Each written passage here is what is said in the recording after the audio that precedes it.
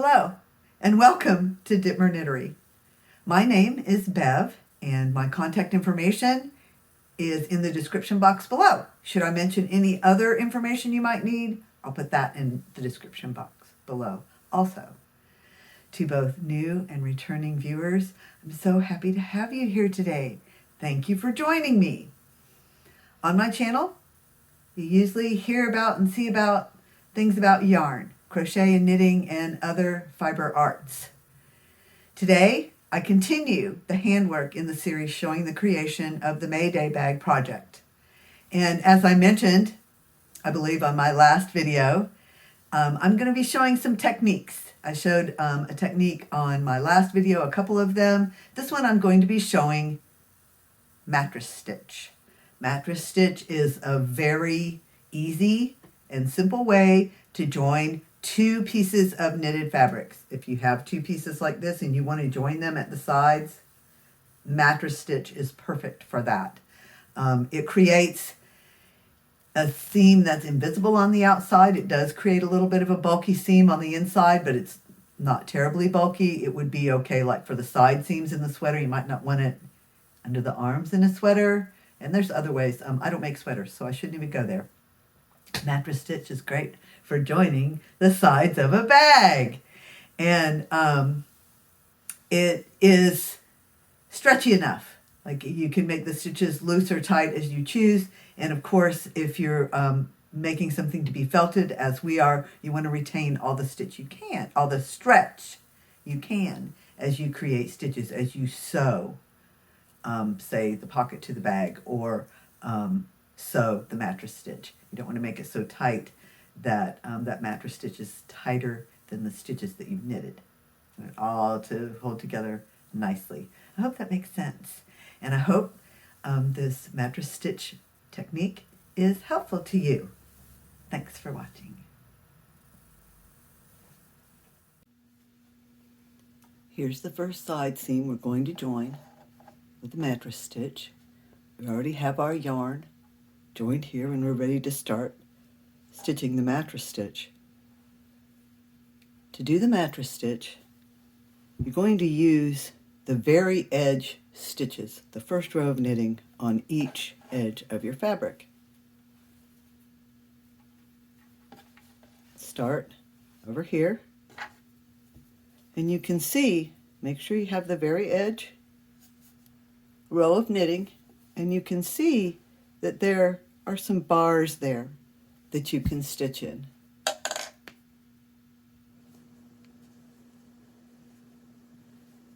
A very edge row of knitting and the bars that I'm going to stitch in to make my mattress stitch.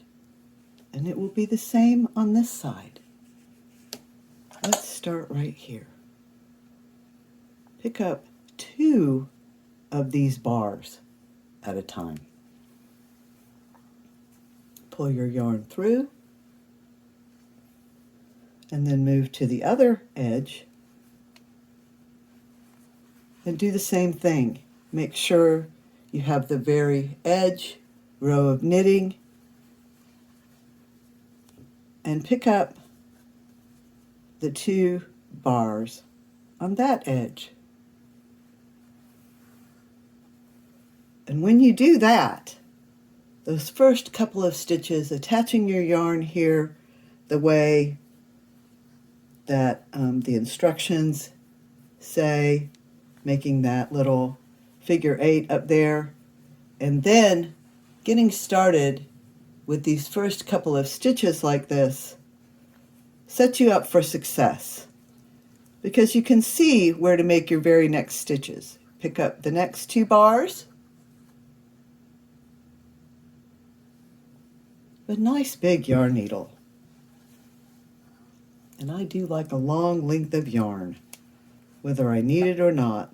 Move to the other side, pick up 2 bars there. And you're putting your needle in right where it came out before to pick up those next 2 bars. And continue in this way. And you don't have to pull it taut or tight right at first. Every few stitches you can give it a little tug to join those edges and create a beautiful, all but invisible seam. So I'm going to do a few more stitches here, and then we'll give it a little tug, and I think you'll see that it creates a nice seam, a closure.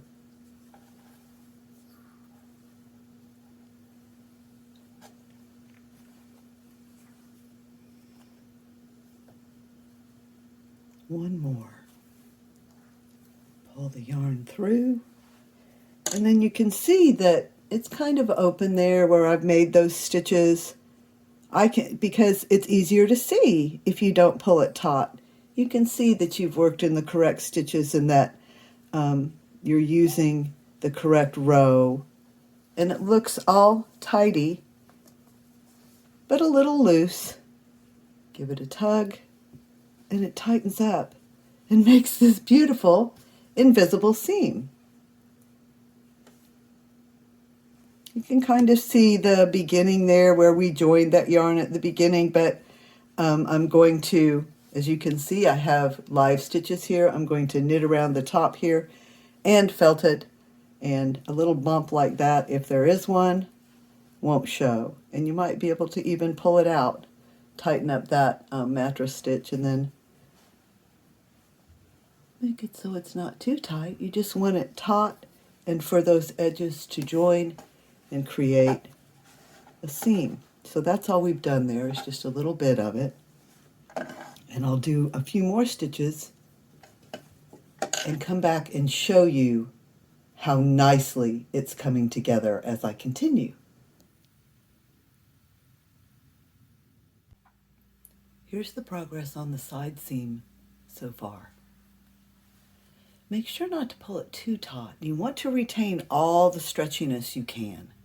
So as I was showing, make those mattress stitches loose and then pull them taut, just enough to close the gap and to retain the stretchiness. Here along the inside of this edge where it's striped, I have these lengths of yarn from where I carried the yarn at the side of my work as I changed colors to create the stripes. And so as I'm making this seam, I'm catching this piece of yarn in the seam. So when I insert my hook and push it to the back, I catch that green yarn on it before I come back up, having gotten those 2 bars that I want and a little piece of that green yarn to catch it in the seam so that it's not a loose piece hanging there. Although it probably wouldn't hurt anything because we're felting it, it does make it tidier if you catch those loose yarns in your seam. And as I said, it's only on this one edge on the whole project. So as the stripes end down here, so do those loose yarns, and they're not on any other edge because that's just the edge that I carried the yarn up. I hope that makes sense. For knitters, I believe it will. And so I'm going to continue the mattress stitch.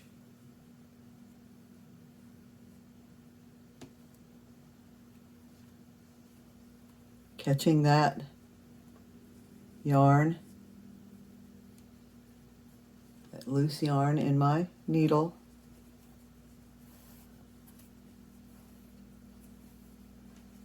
Coming to the other side, picking up those 2 bars, insert my needle where I had come out with the yarn before. Pick up 2 bars. And continue in that manner. Pull it just taut enough to close the opening. Make sure you retain some stretch. And of course, perfection is far overrated. If you miss a stitch or pick up an extra stitch, in the end, it's not going to make too much difference. When you get to the very last of your side seam, you'll be able to tell if it's going to match up properly. You'll be able to tell far enough in advance to make some little adjustments. Yarn is very forgiving. Wool, yarn is very forgiving. And then you're going to felt it, which, frankly, can conceal a whole host of little bumps and things. So, I will finish this side seam. I will attach yarn and do the other side seam in the same manner. And then I will be able to pick up stitches around the top to be able to knit in the round. And so I have them on this cord. I can just open the cord and use my circular knitting needle to transfer those stitches, those live stitches, onto my circular knitting needle. But that's after I seam both sides. Things are coming together quickly now as we near the end of actually constructing this bag, getting the bag all together. And like I said, then it will have to be, have to make sure all the ends are sewn in, everything's together, and then hot water felt it, which if you've been watching my channel, you know what that means. And felting is taking wool and agitating it in hot soapy water. I do this by hand. And so I take my knitted bag and felt it, it shrinks it, it makes it into a solid fabric. And when I get to that point with this bag, I believe I will be able to share that. That's my intention. We'll be sharing the felting of this bag, and then I will also show a little bit of when I do the needle felting to embellish it, I hope. But for me, this is Labor Day weekend. And I am putting these videos together to come out near the end of September. And I feel like I'm nearing the end of this project, and I would really like to have it finished in 5 weeks by the time I have my first fall festival. So I think that's an attainable goal, but if it seems like I'm rushing, I don't mean to do that. I just want to get this project done so that we have a finished object and I can take it to the festival with me. I appreciate all of you being here with me. I appreciate your comments about the machine knitting. I know many of you have been watching. I can see the interest. I can see my numbers ticking up here and there. And as I've said before, I'm not monetized. I'm not aggressively attempting to become monetized. I'm doing this for fun and entertainment and practice. And I really like that now, hey, it's been almost 2 years that I've been on YouTube, and so I have a little bit of a record of what I've done creatively and artistically, and watched my hair grow. So there's my tangent for today. I really, really appreciate each and every one of you.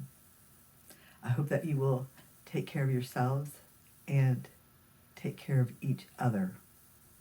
As things get busier for us this time of year, if they do, try to give yourself some space and rest.